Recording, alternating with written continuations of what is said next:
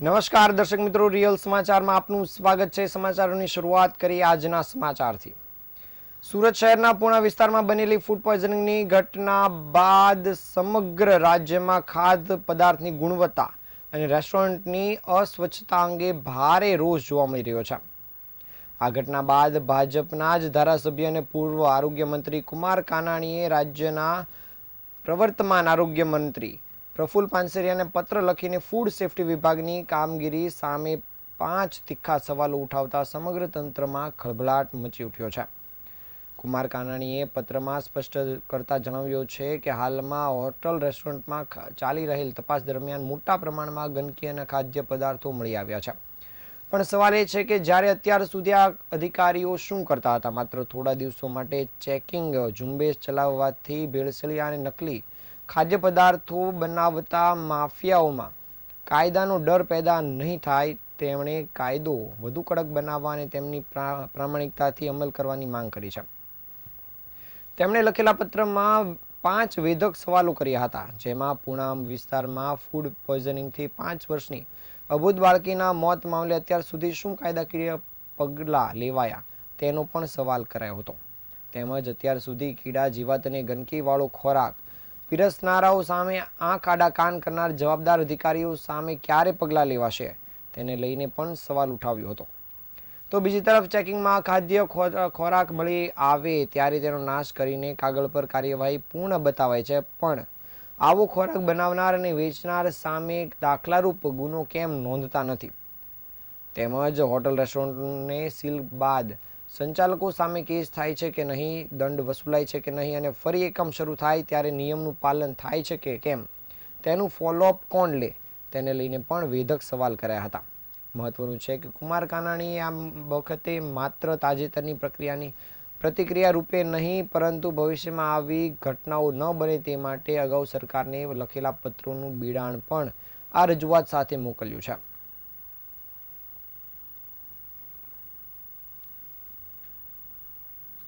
સુરતમાં પ્રધાનમંત્રી આવાસમાં મૂળ માલિકોએ પોતે રહેવાની જગ્યાએ ફ્લેટને ભાડે આપી દીધા હોવાની ફરિયાદો ઉઠી રહી છે। આ ગંભીર મામલે સુરત મહાનગરપાલિકા દ્વારા દરેક ઝોનમાં તપાસનો ધમધમાટ શરૂ કરવામાં આવ્યો છે, જે અંતર્ગત અધિકારીઓએ તપાસમાં 264 સરકારી આવાસમાં ભાડુઆતો મળી આવ્યા છે। આ મામલે મનપાએ મૂળ માલિકોને નોટિસ ફટકારી છે। સુરતમાં મહાનગરપાલિકા દ્વારા પ્રધાનમંત્રી આવાસ યોજના હેઠળ આવાસ બનાવવામાં આવ્યા છે, જે લોકોને આવાસ યોજનામાં ફ્લેટ ફાળવાયા છે। તેઓ અહીં રહેવાની જગ્યાએ આ ફ્લેટને ભાડે આપી દીધા હોવાની ફરિયાદો ઉઠી છે। હાલમાં એસએમસી સ્લમ ઇમ્પ્રુવમેન્ટ કમિટીની મિટિંગમાં પણ આ મુદ્દો ઉઠાવ્યો હતો। ચેરમેન દ્વારા તમામ ઝોનમાં આવેલા આવાસમાં રહેતા ભાડુઆતોની સંખ્યા જાણવા માટે સર્વે હાથ ધરવાની સૂચના આપવામાં આવી હતી। આ તપાસ દરમિયાન ઉધના ઝોનમાં આવેલા સુમન તૃપ્તિ આવાસની 2 બિલ્ડિંગમાં કુલ 232 આવાસ પૈકી 58 ફ્લેટ, જ્યારે વરાછા ઝોન એમાં 1088 યુનિટ પૈકી 37 ફ્લેટ અને રાંદેર ઝોનમાં સુમન મુદ્રા આ ફ્લેટમાં 1231 આવાસ પૈકી 75 ફ્લેટ, તો સુમન વંદન 1માં 1252 ફ્લેટ પૈકી 68 ફ્લેટ ઉપરાંત સુમન સ્નેહના 888 આવાસના સર્વેમાં 26 ફ્લેટમાં ભાડુઆતો મળી આવ્યા હતા। સુરત મહાનગરપાલિકાના આદેશ મુજબ શહેરના દરેક ઝોનમાં પ્રધાનમંત્રી આવાસ યોજનાના ફ્લેટમાં અધિકારીઓ સર્વે કરી રહ્યા છે, અને આ તપાસ દરમિયાન 25 થી 50% આવાસો બંધ હાલતમાં મળી આવ્યા હતા। જે આવાસોમાં ભાડુઆતો મળી આવ્યા છે ત્યાં મૂળ માલિકોને નોટિસ પાઠવવામાં આવી છે। મહાનગરપાલિકાના અધિકારી યોગેશ પટેલે જણાવ્યું હતું કે વરિયાવ વિસ્તારમાં આવેલા પ્રધાનમંત્રી આવાસમાં ભાડુઆતની ચકાસણી કરી રહ્યા છે અને પોતાની માલિકી હોય તેવા આધાર કાર્ડ, ફોટો વગેરે પ્રૂફને વેરિફિકેશન કરી રહ્યા છે। હાલમાં અમુક ફ્લેટ બંધ છે। જો ફ્લેટ માલિક ભાડુઆતને ખાલી નહીં કરાવે તો ફ્લેટ જપ્ત કરવા સુધીની કાર્યવાહી કરવામાં આવશે।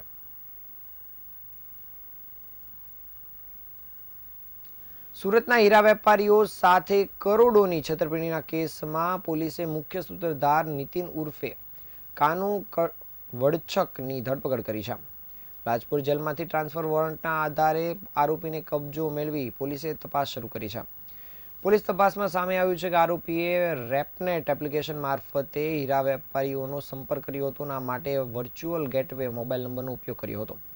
આરોપીઓએ હીરા વેપારીને યુએસની નામાંકિત કંપનીના બાયર તરીકે ઓળખ આપી હતી અને હીરાના વેપારીઓને ઓનલાઈન વેચાણ માટે મૂકેલા હીરાની ખરીદીના બહાને વેપારીઓને હોંગકોંગ અને દુબઈમાં હીરા મંગાવ્યા હતા.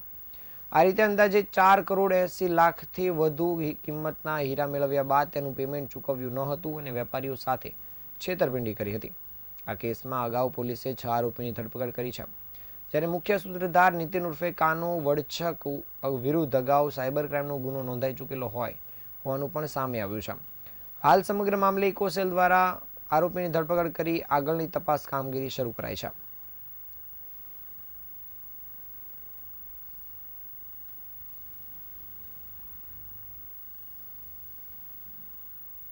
સુરત શહેરમાં ગત માસમાં છેલ્લા 25 દિવસમાં 3 વખત ખાડીપુર આવ્યું હતું.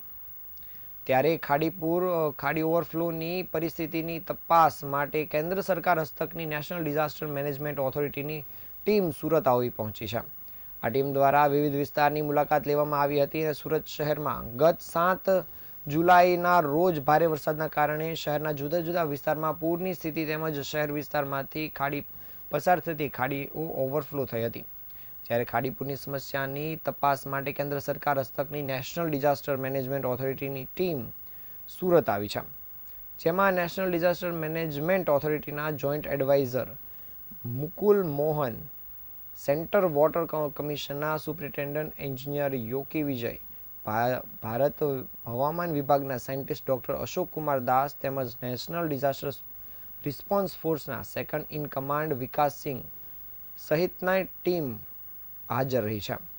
આ નેશનલ ડિઝાસ્ટર ઓથોરિટીની ટીમ સમક્ષ આઈસીસી ખાતે સુરત મહાનગરપાલિકા દ્વારા 7 જુલાઈના રોજ આવેલા પૂર તથા ખાડી ઓવરફ્લો દર્શાવતું પ્રેઝન્ટેશન રજૂ કરવામાં આવ્યું હતું, જેમાં શહેરના જુદા જુદા વિસ્તારમાં પાણી ભરાવો, મીઠી તથા બેડવાર ખાડી ઓવરફ્લો, પૂરગ્રસ્ત વિસ્તારમાં શહેરીજનોના સલામત સ્થળે શિફ્ટિંગ, ફૂડ પેકેજ વિતરણ ઉપરાંત પૂરના પાણી ઓસર્યા બાદ સાફ સફાઈ વગેરે કરવામાં આવેલી કામગીરીનું પ્રેઝન્ટેશન કરાયું હતું. આ ટીમ દ્વારા વિવિધ વિસ્તારમાં વિઝિટ પણ કરવામાં આવી હતી અને ઝીણવટભર્યું નિરીક્ષણ કરવામાં આવ્યું હતું.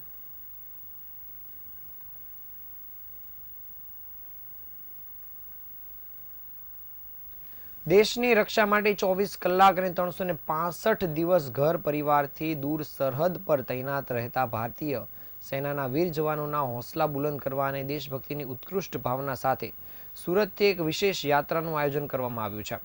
જય વીરતા ફાઉન્ડેશન અને સુરમલ ઇન્સ્ટિટ્યૂટ ઓફ ડિઝાઇન તથા ઇનરવિલ ક્લબની બહેનો દ્વારા બોર્ડર પર તૈનાત જવાનોને રક્ષાબંધનના પવિત્ર પર્વ નિમિત્તે રાખડી બાંધવા માટે ભુજ સરહદ પર પ્રયાણ કરવામાં આવ્યું છે. સુરતના દેશપ્રેમી લોકો સરહદ પર તૈનાત જવાનોને રક્ષાબંધન નિમિત્તે રાખડી બાંધવા માટે સુરતથી પ્રસ્થાન થયા છે, જેમણે જણાવ્યું હતું કે દેશના સરહદ પર તૈનાત જવાનો માટે કંઈક કરવાની આ સુવર્ણ તક મળી છે. જે જવાનો 365 દિવસ તેમનું રક્ષણ કરે છે, તેમની પોતાની બહેનો કદાચ ત્યાં પહોંચી શકતી નથી. તેથી દેશની તમામ સ્ત્રીઓમાં દેશભાવના જાગે અને જવાનોને પારંપરિક અને પારિવારિક હૂંફ મળી રહે તે હેતુથી અમે સરહદ પર જઈએ છીએ. કેટલીક બહેનોએ શારીરિક તકલીફ કે તબીબી સમસ્યા હોવા છતાં જવાનો પ્રત્યેના આદર અને દેશપ્રેમ આગળ વધી આ કામગીરીમાં ભાગ લીધો છે. બહેનો પોતાની સાથે રાખડીઓ, મીઠાઈઓના બોક્સ અને દેશવાસીઓની શુભેચ્છાઓ ભરેલી રક્ષા પોટલીઓ લઈને રવાના થઈ છે. જય વીરતા ફાઉન્ડેશન છેલ્લા 5 વર્ષથી નિરંતર આ સરહદ યાત્રાનું આયોજન કરે છે. ભુજ સરહદથી લઈને કાશ્મીર સુધીની તમામ બોર્ડરો પર તૈનાત વીર જવાનોના હોંસલા બુલંદ કરવા અને તેમને રક્ષા કવચ રૂપી રાખડી બાંધવા તેમનું દીર્ઘાયુ અને સ્વાસ્થ્ય વધે તે માટેની પ્રાર્થના પણ આ ટીમ દ્વારા કરવામાં આવે છે.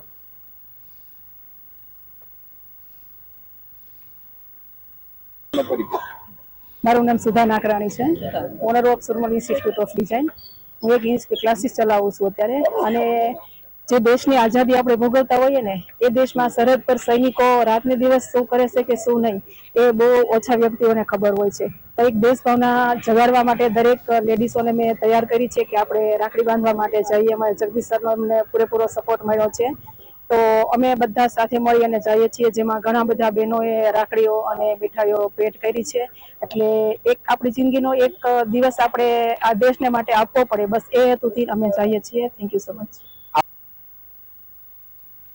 સુરતમાં તહેવારોની મોસમનો પ્રારંભ થતાં જ છડી નોમની તૈયારીની પૂરજોશમાં શરૂઆત થઈ ગઈ છે. ઇન્દ્રપૂજા ગધેવાન વાલ્મીકી વાસ ખાતે છડી નોમને લઈને શ્રદ્ધાળુઓમાં ભારે ઉત્સાહ જોવા મળી રહ્યો છે.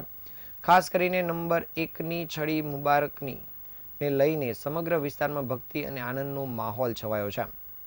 છડી નોમના પર્વને રંગેચંગે ઉજવવા માટે આયોજકો અને સ્થાનિકો દ્વારા વિવિધ તૈયારીઓને આખરી ઓપ આપવામાં આવી રહ્યો છે. પર્વ પૂર્વે શ્રી ગોગા મહારાજની ભક્તિભાવપૂર્વક આરતી કરવામાં આવી હતી, જેમાં મોટી સંખ્યામાં શ્રદ્ધાળુઓ ઉપસ્થિત રહ્યા હતા. આગામી દિવસોમાં છડી નોમની ઉજવણીને લઈને ધાર્મિક કાર્યક્રમો અને વિવિધ આયોજનો યોજાશે. પર્વને લઈને સમગ્ર વાલ્મીકી વાસ વિસ્તારમાં ભક્તિમય વાતાવરણ જોવા મળી રહ્યું છે.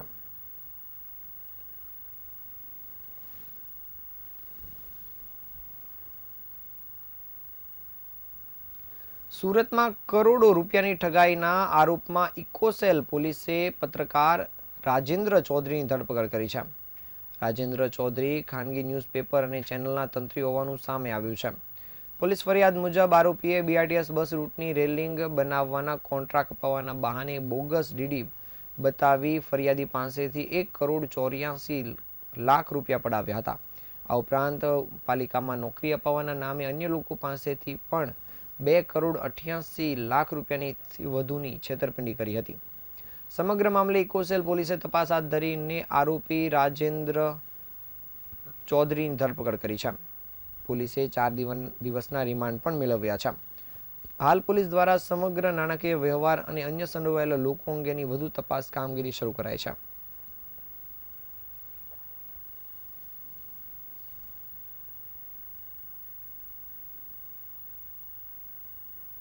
આ હતા આજના સમાચાર. નવા સમાચાર સાથે ફરી મળીશું. ત્યાં સુધી રજા આપશો. નમસ્કાર.